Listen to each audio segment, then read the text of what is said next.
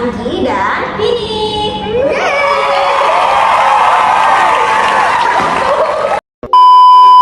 Senang banget rasanya kita bisa kembali lagi ngobrol-ngobrol santai seperti ini. Semoga kita semua dalam keadaan baik ya. Seperti biasa, di podcast ini kita bakal bahas hal-hal menarik seputar dunia pariwisata, khususnya pada pariwisata gastronomi dengan gaya santai. Benar banget. Sebelumnya aku nanya dulu nih, hal pertama apa sih saat kamu traveling yang kamu cari? Sebenarnya ini jujur ya, pertamanya tuh aku emang tertarik dengan wisatanya. Tapi seiring perjalanan wisata tuh, itu yang paling menarik, yang aku excited banget itu pengen cobain itu makanannya. Karena kan setiap daerah itu beda-beda ya, dari rasa makanannya, dari suasananya, dari budayanya juga.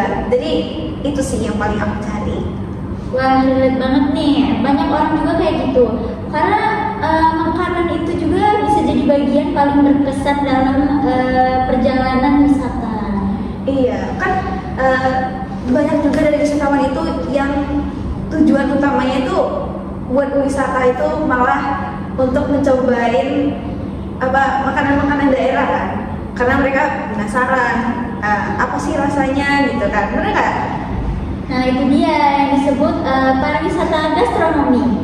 Jadi bukan cuma jalan-jalan, lihat pemandangan, tapi juga menikmati pengalaman berkuliner yang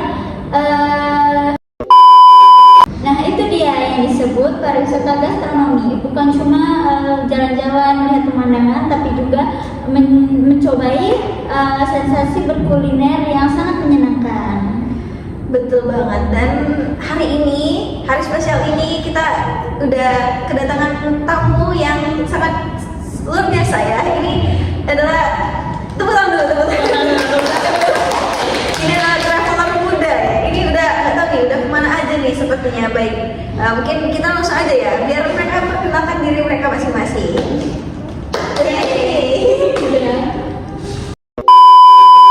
Oke, jadi aku mau nanya nih, kalian berdua ini kan sebagai traveler muda pasti udah kemana-mana ya, terutama di Indonesia.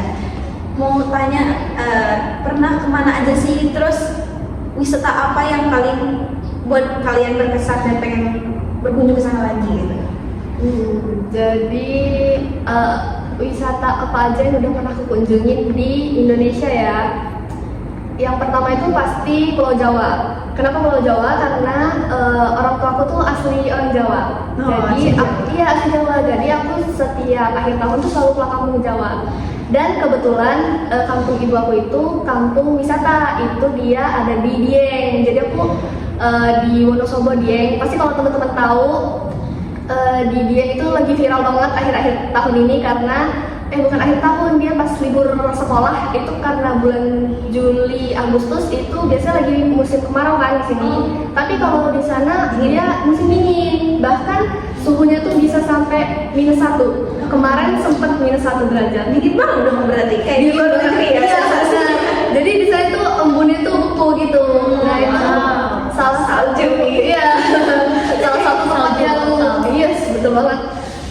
Salah satu tempat yang sering banget aku kunjungi karena tiap tahun ya. Terus selain dari Pulau Jawa, Jawa Tengah di Wonosobo Dieng tepatnya itu, aku pernah ke Purworejo, pernah ke Malang, terus ke Bromo, ke Bali. Tapi kalau Malang, Bromo, Bali ini karena ikut study tour ya pas SMA, jadi ya sempet lah keliling-keliling nyebrang ke Pulau Dewata gitu ya.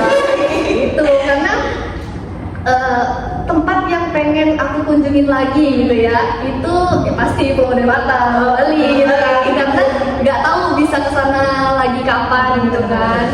Dan itu meninggalkan pengalaman yang sangat berkesan gitu buat aku. Jadi kalau misalkan ditanya orang tua mau kemana lagi sih, berarti Bali ya? Bali jawabannya.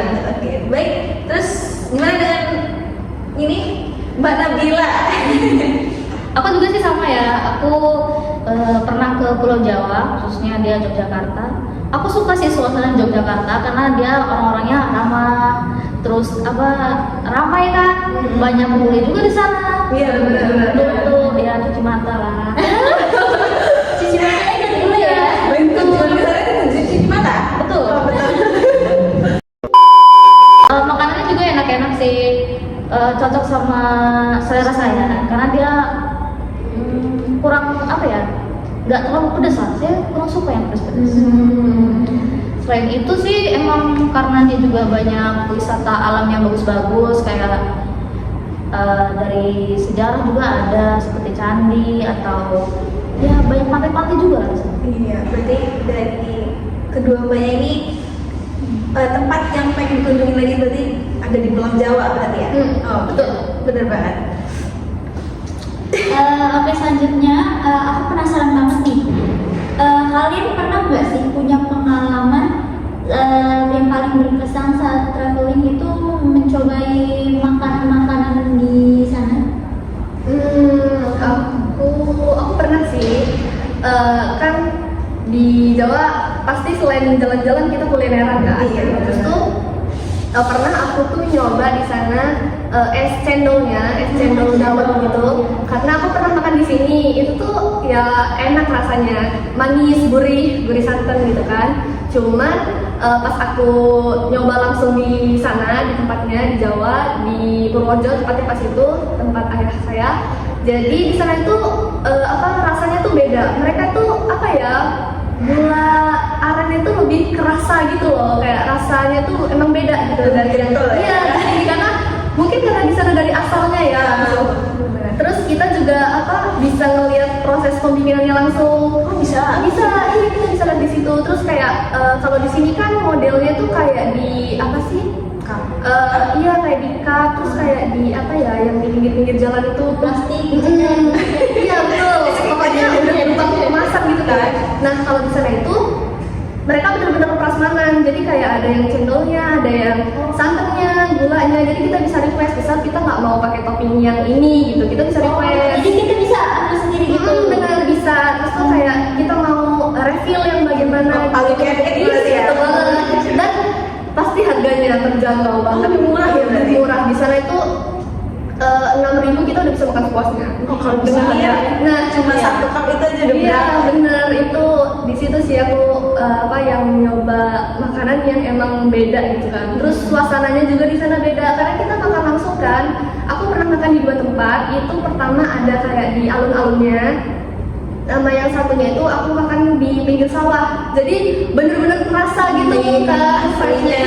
Sama alam. Bener. Jadi kayak pas lagi panas, lagi terik matahari, terus kita makan es cendol. Es cendol kan di pinggir sawah tuh kayak seger banget gitu. Ada spoiler. Bener, itu pengalaman yang enak dan berkesan dan pengen coba lagi. Pengen coba terus ya. Pengen coba terus itu. Kalau untuk Mbak Nabila sendiri? Kalau untuk Mbak Nabila sendiri, gimana nih? Ada nggak sih pengalaman berkuliner di Jogja kan tadi ya, yang pengen banget dicobain lagi? Kalau aku sih ngerasain awalnya tuh perbedaan cita rasa soto yang di Lampung ini sama di Jogja. Karena di Jogja dia itu tuh beda sama di sini. Karena di sini tuh biasanya dia kuahnya lebih lebih bening gitu kan, atau dia tuh ngaldu banget ayamnya. Sedangkan di sana tuh dia ada yang santan. Jadi dia lebih creamy rasanya. Kayak gulai gitu ya? Iya, kayak gulai. Jadi itu sih, dan kalau belajar aku pengen nyoba lagi. Tapi kalau untuk kayak dalaman-dalaman sotonya sama nggak nih kayak di Lampung? Karena jujur kalau saya pribadi saya nggak suka soto, jadi saya nggak tahu. Isinya sama sih, tapi bedanya tuh memang dari kuahnya. Itu yang menurut saya cukup unik. Karena beda banget kan sama yang di sini. Kalau dari perbedaan nih, kan banyak dari Lampung. Terus saat beli makanan soto nih, khususnya itu harganya gimana? Beda banget kah atau? Kalau untuk harga sih sebenarnya masih cukup sama, tapi porsinya itu beda. Porsi sana jelas jauh lebih banyak. Lebih kenyang, lebih ya udahlah, satu porsi cukup itu. Di sini saya bisa 2, di sini saya bisa 2 porsi. Di sana cukup satu. Cukup 1. Berarti enak ya, berarti di Jogja ini murah-murah ya. Makan murah-murah, orangnya ramah-ramah. Iya, dan kita juga tertarik nggak sih? Tertarik, bikin orang pengen sana. Nah aku kita balik lagi ya. Kita kan mau ngomongin pariwisata. Aku mau nanya apa sih pariwisata gastronomi itu menurut diri Mbak sendiri aja, kita santai aja gitu. Oke. Menurut aku ya, pariwisata gastronomi itu pariwisata yang mempelajari tentang kuliner, tapi tidak hanya berbeda ya dengan pariwisata yang benar-benar membahas kuliner. Kalau pariwisata gastronomi ini kita juga belajar kebudayaannya, sejarahnya, tentang makanan itu gitu. Jadi selain kita nyoba-nyoba makanan itu banyak yang kita pelajari, kayak misalnya soto mungkin kan. Soto itu ada nilai sejarahnya juga sebelum terbentuknya soto itu, atau kenapa bisa terjadi soto gitu kan. Kenapa namanya soto gitu ya? Iya benar. Iya kak, ruangannya kelasnya mau saya bersihin. Oh iya kak. Oke, maaf banget guys, kita harus geser lokasi dikarenakan di dalam sedang terkendala teknis mati listrik, jadi kita geser. Gak apa-apa kan mbak? Aman banget, aman. Maaf banget nih. Yaudah, kita lanjut ke pertanyaan tadi aja kali ya. Menurut Mbak Anggita, gimana sih maksudnya apa sih pariwisata gastronomi itu menurut Mbaknya? Jadi menurut aku pribadi, menurut pendapat aku, pariwisata gastronomi itu adalah pariwisata yang mempelajari tentang kuliner, tapi berbeda dengan pariwisata yang emang mempelajari kuliner ya. Jadi kalau di pariwisata gastronomi ini tuh selain kuliner yang kita pelajari, itu juga ada sejarahnya, budayanya, terus juga ada pokoknya kebudayaan terkait si makanan itu gitu. Jadi kita tuh bisa tahu makanan-makanan dari daerah mana, terus kayak asal-usulnya. Pasti kan kayak banyak makanan-makanan yang berasal dari mitos atau berasal dari kisah-kisah yang terdahulu gitu. Jadi kita tuh bisa banyak tahu gitu lah. Oke, baik. Nah, Kalau buat Mbak Nabila sendiri gimana nih Mbak Nabila? Menurut pendapat Mbak Nabila? Kurang lebih sama sih, karena menurut saya pariwisata gastronomi itu dia lebih ke mempelajari kuliner mulai dari sejarah, budaya, atau mungkin cara masaknya.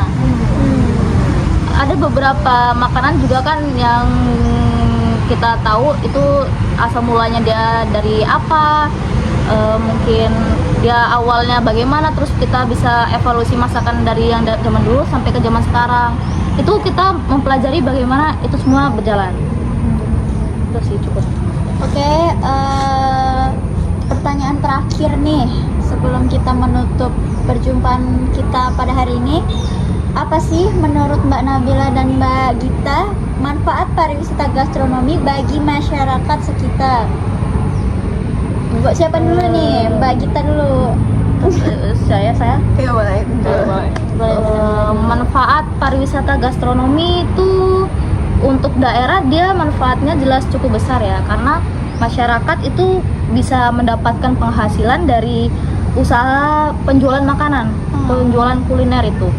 Selain itu kan kalau UMKM-nya berkembang, daerah itu bisa maju juga kan. Iya, benar. Karena pendapatannya ada, terus mungkin promosi dari daerah sehingga banyak wisatawan yang datang berkunjung, itu juga bisa. Oke.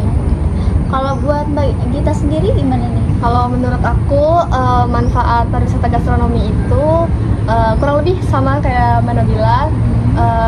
Dia itu bisa menambah UMKM karena kan makanannya bisa dijualkan sama penduduk-penduduk sekitar gitu kan. Terus tuh makanan mereka itu dikenal gitu kan di daerah-daerah luar. Jadi kayak kita nih tinggal di Lampung, kita jadi tahu makanan-makanan dari Padang, dari Medan gitu kan, kayak nasi Padang. Kita tahu makanan dari Jogja, ada bakpia, ada gudeg gitu kan. Jadi kita bisa tahu makanan dari daerah-daerah yang lain gitu.